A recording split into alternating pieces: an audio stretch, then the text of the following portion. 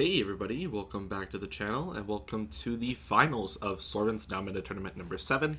So at the current moment of me recording this video, tournament number 8 is currently ongoing, but I decided to go ahead and just, record this video, get it out for you guys because it's been, a while since this tournament concluded, so I'd like to finish it up and then start working on SNMT 8 content, just to get it going. And just by the way, I've also, moved my mouse, so, because I noticed that my clicking was actually getting into, the quality of the video, so I decided to go ahead and get rid of it, or put it at least farther away from my mic, so let me know if you can still hear it and if it's as bad.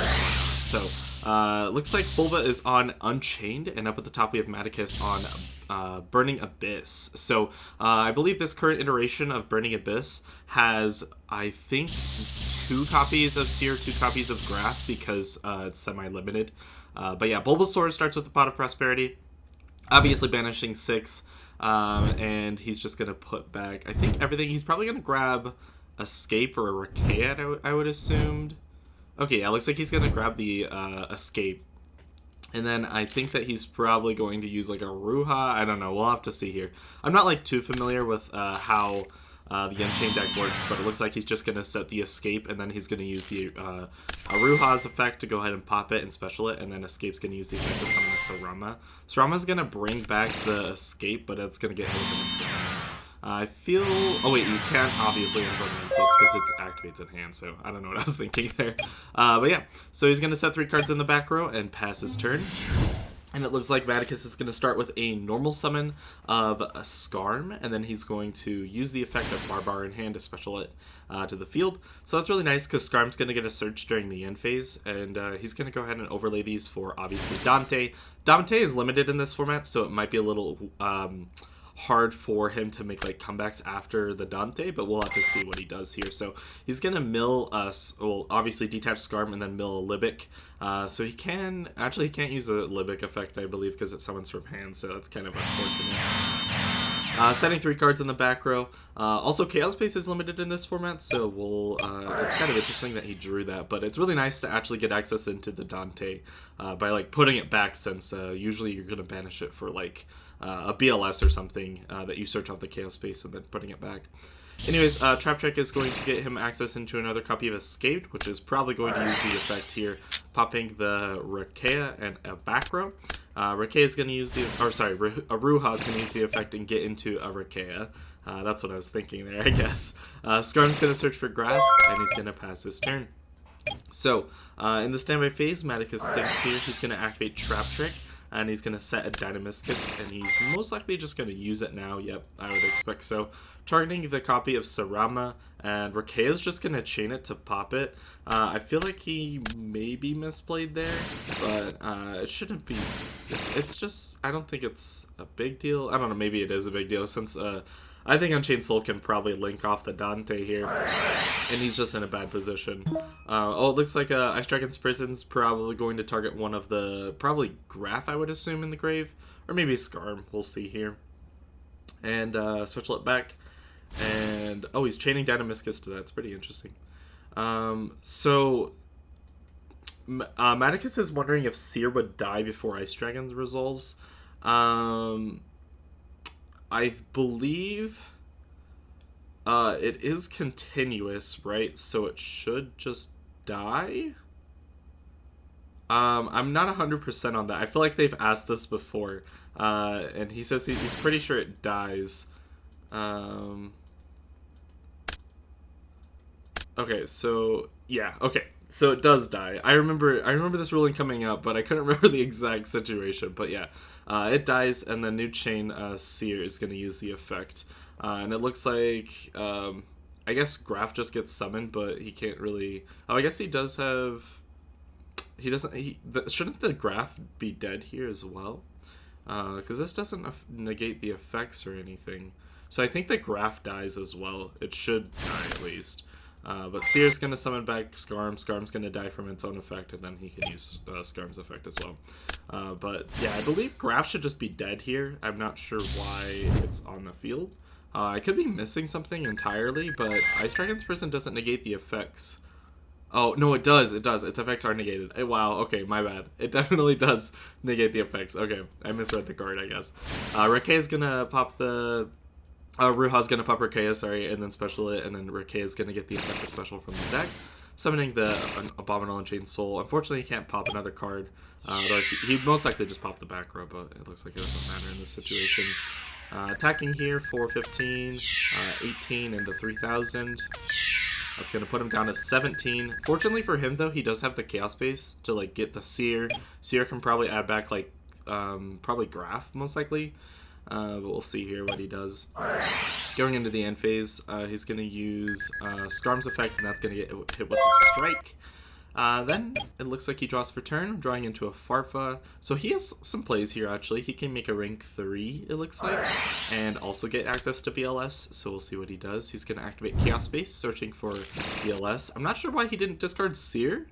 I feel like if you discard... Or probably because of Unchained Soul of Rage. Yeah, makes sense. Never mind. That was honestly a really dumb... I kind of overlooked that, honestly. But BLS is going to come down here.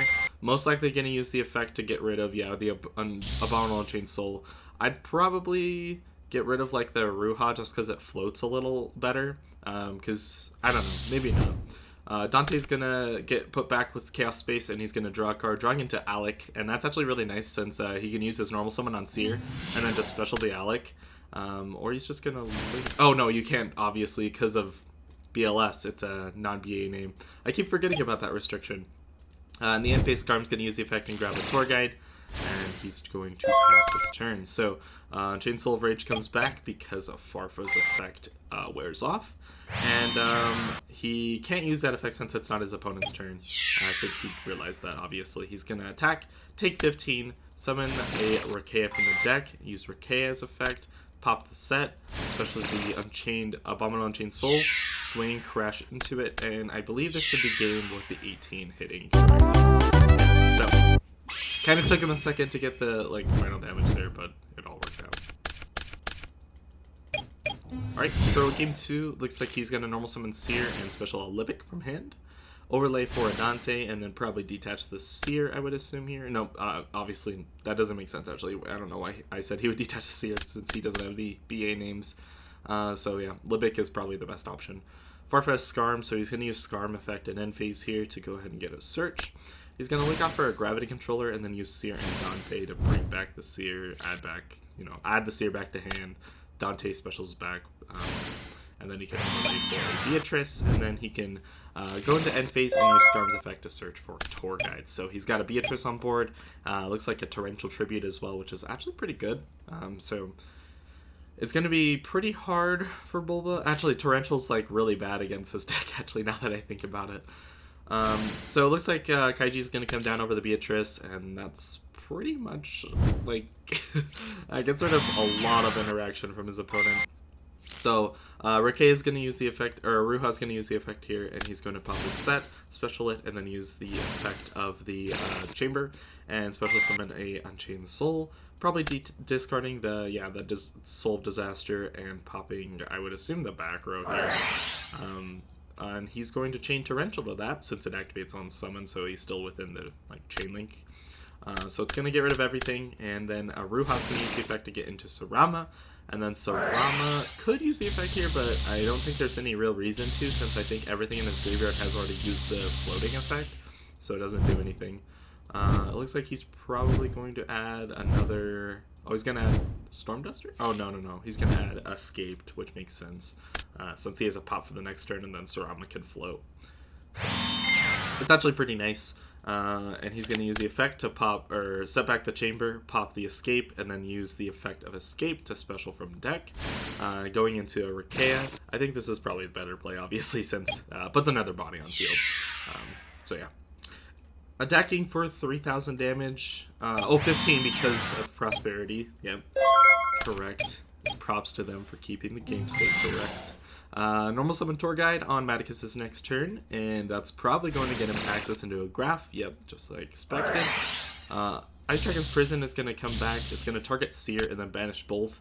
And yeah, like I said earlier, the effects are negated due to Ice Dragon's Prison, so it's fine to banish both. And then Monster Reborn is going to target back Skarm, and then he's going to link off into I believe he's probably going to go, oh, maybe he's not? I was going to target a Ruha instead of Skarm. I don't think that it matters much, but okay. Oh, he says Skarm gets destroyed, you want to take it back, change target to a Ruha. Okay. They're okay with that. Bulba says thinking on the Monster Reborn, I guess, which is going to summon back the Aruha, so that's pretty unfortunate, honestly. But it did, I guess, get rid of the trap cards, so he still has a bunch of names in hand he can summon, so we'll see what he can do. Actually, I think they all get destroyed. I don't think there's any other way you can really play around it for the most part. But he is going to attack and crash, he's going to take some damage, and then he's probably going to summon some names here. With Skarm and probably Libic.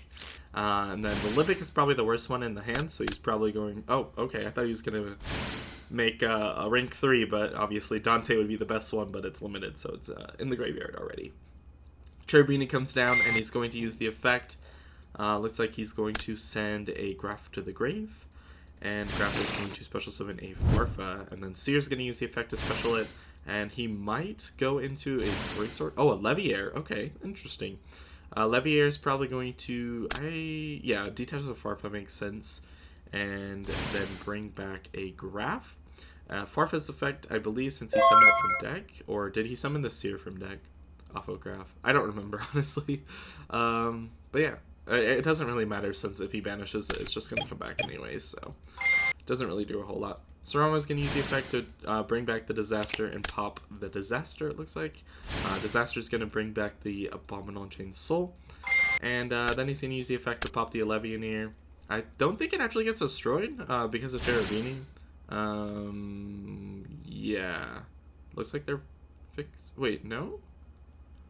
Monsters, they can be destroyed by card effects. So I think that he just missed that. Unless I'm missing something? No, it definitely doesn't get destroyed. So I guess they just missed that for some reason. I don't know. I could be missing something, but I'm pretty sure that the Levianeer wouldn't be destroyed in that situation. Anyways, he's just going to take a little bit of damage and pass his turn. I think even if the Levianeer couldn't be destroyed... Oh no, he can attack over at 16 is too big of defense. And that honestly might change a lot of stuff since he could, like, on his turn, detach Seer, special something back, and then, like, make the IP, and then he'd have an extra body on the field for the IP to use. So I don't know. But Dante's going to target Seer and obviously bring back the Cherubini. And then he's going to use the effect to send Barbar to the grave. Do a little bit of burn. Might as well. And then he's going to link off into a Zeroboros, which is actually really good in this situation. And he has an Ice Dragon's Prison that he can just banish everything. So this actually might be a really big comeback. Using Sarama, and if he uses Sarama's effect here, he's in a situation where his zones are kind of locked. So Maticus played this actually like perfectly, because if he uses Sarama's effect, he's going to summon from the deck and then just banish everything with Zeroboros. So he's just getting extra damage for no reason. In the end phase, Rake is going to use the effect to pop the Aruha, and it's going to special a Sarama from the deck. And then he's going to use... he's going to go into standby phase, and then he's going to... just saying, go ahead. It looks like the effect of Sarama is going to target the escape. I would probably honestly have shotgunned the Ice Dragon's Prison, just because there's not really a whole lot of reason to not to. I guess like he could chain Rakea, pop Sarama, and then on the resolution summon from deck. But I don't know. I don't think there's really a good reason to not to. But it looks like he's going to go into Rakea and use Abominable Unchained Soul. And this is honestly what I was afraid of, because at this point, Zeroboros can only trigger on the next chain, which is kind of the problem. So if he uses the Abomination's Prison here, then it's going to summon to his zone that Zeroboros points to. But then Zeroboros won't be on the field by the time it resolves, unfortunately. So he's going to get back the Unchained Soul Disaster. It's going to pop, and then it doesn't banish because I'm off the field, unfortunately. So I think he definitely played that wrong, unfortunately. That's just like how it goes, I guess, sometimes. But I think he definitely should have used it on the standby phase, and then he would have been left with like nothing. I think he just would have had the skate, or what did he have in hand? he would have it escaped in the on hand, and that would have been a really bad situation. Maybe a card on field, like maybe, but like, man, I don't know. I think he definitely missed his opportunity with the Zero Boros. I think the game would be at least a little bit different if that came down. He might have still been able to like float and like use the escape to like pop the Zero Boros. So I don't think it really mattered in the long run, but I mean it definitely did like matter in the moment at least. So yeah, that's gonna do it for today's video. A quick 2-0 actually. I mean, not really quick. I guess it was kind of a long duel. But congrats to Wobblesaurus for being the winner of the non-meta tournament number 7. And I will see you guys later for Sorvent's non-meta tournament number 8. Thanks for watching.